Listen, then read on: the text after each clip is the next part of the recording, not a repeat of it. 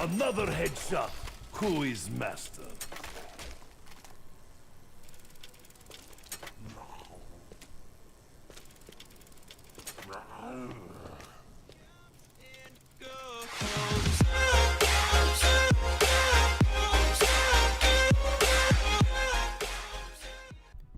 What is up, guys? King Arthur here once again with another video, and once again we've got an episode of Is It Good on the table today.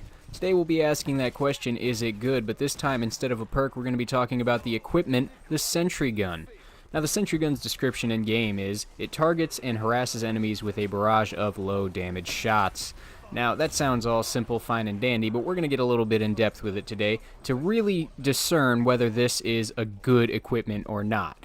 Now, on the surface, it seems kind of dainty, kind of not really usable in zombies. I mean, it's a sentry gun. I mean, grenades and claymores are going to be a little bit more viable. But when we get in game, actually, I gotta say, I really do like this equipment. It is not that bad. So you can only hold one charge, obviously. If you could hold more than that, it would be a little bit OP.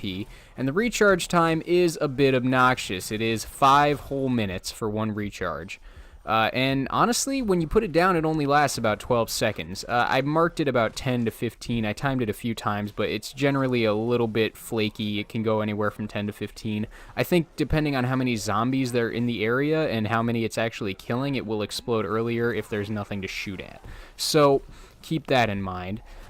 Basically what we're looking at with this is that it's gonna basically be awful as far as recharge time goes unless you use time slip. With time slip, though, the recharge time is only about 3.5 minutes, which is honestly way better, and I find myself using this a lot in the games that I play with it because of time slip.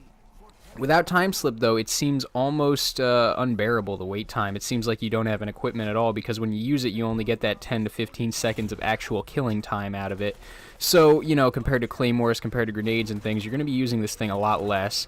That said, it does get value when you use it. If you drop it in front of a full horde, it has no problem wiping that horde out. Even up through round 30, this thing will just completely wreck zombies. It insta-aims at their heads. It insta-locks on the zombies. It's never not shooting, so it is a viable equipment. That said, I played up to about round 38 with it. I couldn't get further than that in the gameplay before I had to prestige. And, you know, that's the only real drawback for this thing, is that you have to unlock it at level 46. And that's pretty high up there, especially for someone like me who's going for Master Prestige and is going to have to continue prestiging. And I don't think this thing is really worth using one of your tokens on. But if you really want to use a perma-unlock token, go for it. It's your account, man. And honestly, I don't think anyone would blame you. It's not horrible. It's not as good as Wraithfire as far as equipment goes, but aside from Wraithfire, this thing is right there tied for second best equipment with maybe acid bombs. Maybe? Acid bombs might not even measure up to this thing. Now, let's look at a couple other statistics about it. I gotta say, it's really useful with equipment. It's nice to be able to just have a sentry whenever you need it if you use your equipment elixir. And another thing to note is that you cannot self-damage yourself with this thing. Unlike all the equipment in the game, unlike Wraithfire, that is, which, again, Wraithfire is just a standout when it comes to equipment. You can't self-damage. It still kills reliably at round 20, and the insta-kill goes away at round 24, but generally it's still going to kill things pretty reliably up through round 35.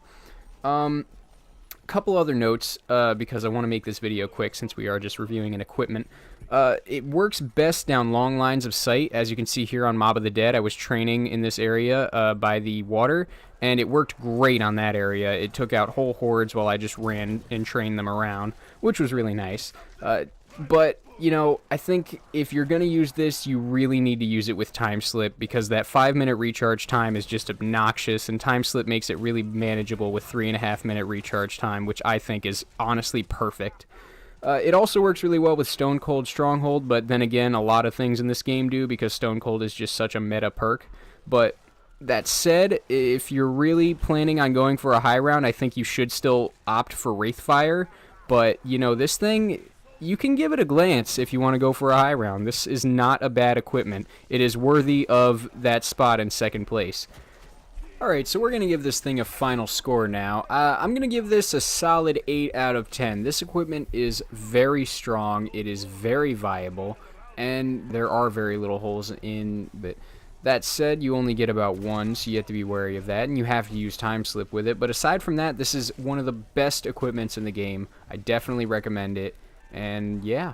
If you liked the video, please drop a like, don't forget to subscribe, and drop a comment if you'd like to see some other entity, such as a perk, equipment, specialist, weapon, or anything.